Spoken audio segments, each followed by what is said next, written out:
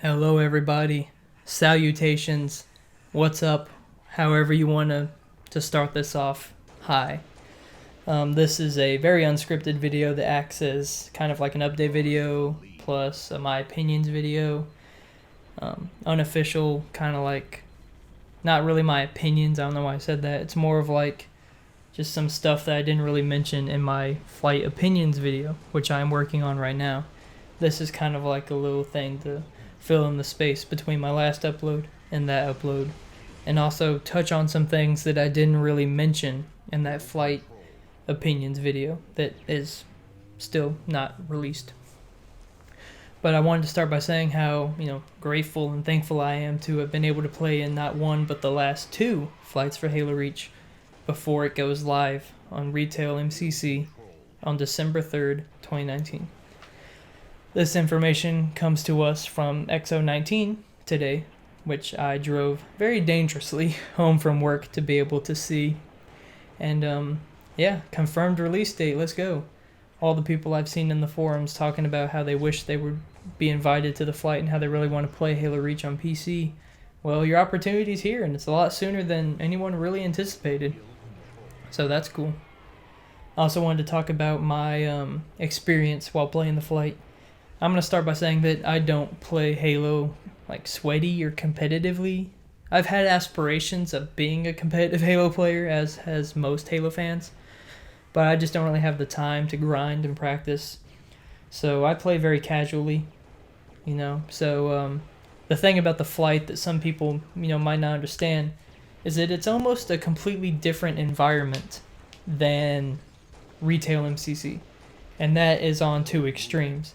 Firstly, you have obviously content creators and grassroots people and professional Halo players are all invited to these things. And with a very limited player base on these flights, your chances of running into these people is very high.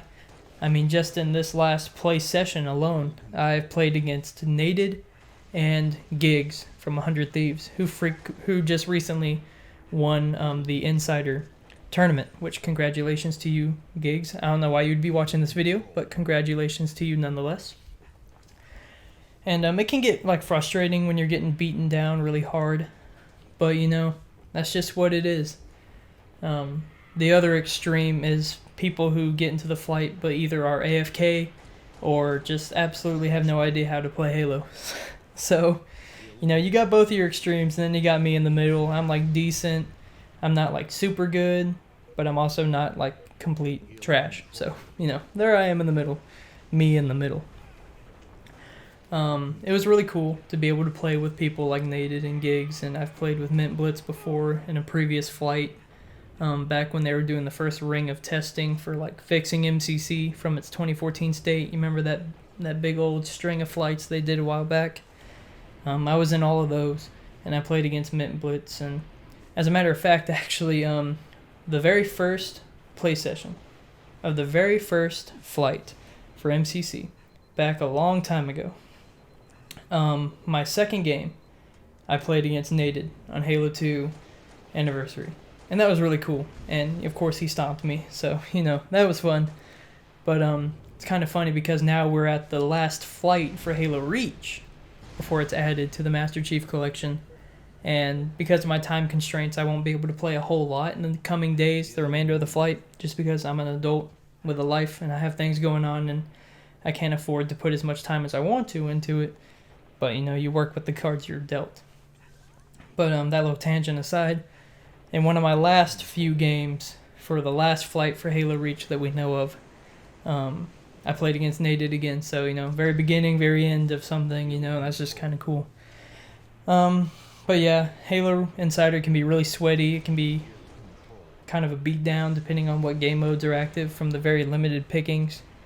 But I wouldn't trade it for anything else when it comes to video games, because we're talking about me being able to be an insider, essentially a beta tester for my favorite franchise of all time. So, I wouldn't trade that for anything. I'll get beat down by pros any day, as long as it means I'm able to contribute and help develop my favorite franchise of all time.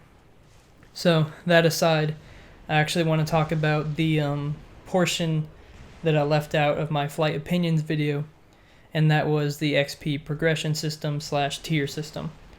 I mentioned how in the patch they released for the Insider, how they disabled XP progression, but I didn't go into too much detail about how XP works, or about the tier, battle pass, Tides of War kind of thing that they have going on. So, the Tides of War tier thing functions pretty much like what I've been calling it, Tides of War Battle Pass. You know, there's seasons and there's unlocks that are related to a linear tier progression system, and you unlock stuff.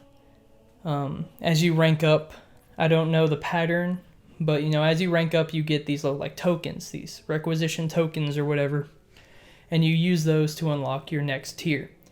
But because of the way that it's set up, you know, you don't immediately just progress to the next tier. You have to manually unlock it.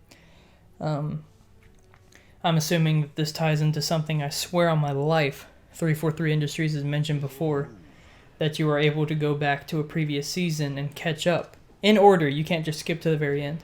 But you can use your unlock tokens to either progress in your current season or to go back and get unlocks for your previous season. So if that's the case, which I'm pretty sure it is, that's really cool. But yeah, in the flight you got to beta test the tier system. I think I unlocked 3 or 4 tiers worth of stuff because I played way more firefight than I did matchmaking, and even then I didn't play as much as I wanted to. But for the XP, you have like a base general player rank that is not tied to skill or to a specific game or playlist. And you use XP you earn from completing multiplayer matches and firefight matches to rank up. You didn't get any XP for playing the campaign during this flight. I don't know if that's going to be permanent, because you know, when you played Halo Reach, you got XP for literally playing anything. Granted, it wasn't a lot if you were playing like custom games or campaign, but it was still something. So I don't know if they're going to use that system or if they're just going to limit XP granting to like matchmaking, firefight, and matchmaking PvP. Or if they add matchmaking campaign, like for the campaigns that have like 4 players or something, or if you just want to like just matchmake Halo 2 campaign, try to get that lasso, you know, whatever.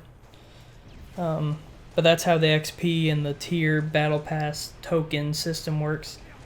And each tier contains all of your cosmetics. I don't remember if I mentioned that already, but things like armor pieces, armor effects for Halo Reach, Firefight Voices, all that's tied to this season battle pass system. But that's really all I have to say. Those were the 2 main things I wanted to talk about that I weren't able to squeeze in to my final opinions video, which look out for that. I'm hoping to have that up by the end of next week. Now, of course, my life is very volatile right now. I have a lot of things that change on a moment's notice, as do most functioning adults who unfortunately are unable to make content creation their full-time job, which would be cool. I wouldn't pass up the opportunity, but I have to work a full-time job and manage my life around all of this as well. And this is just a hobby, so I don't devote as much time as I potentially could to it. But I'm hoping to have the final opinions video up by the end of the week, next week. So look out for that.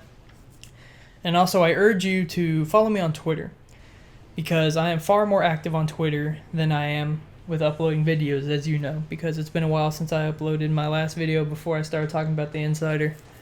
And I'm just not going to be able to upload super regularly as much as I want to. But Twitter, on the other hand, it's in my pocket because I have a phone.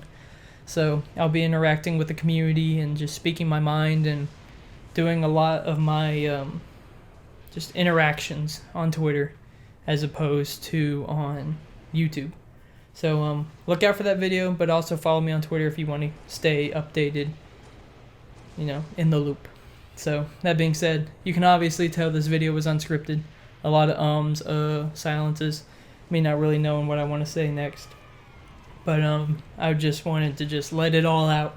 So I didn't bother writing a script or anything. I just let it pour out. I hope you were able to follow it. And I will see you guys in the next video. Peace.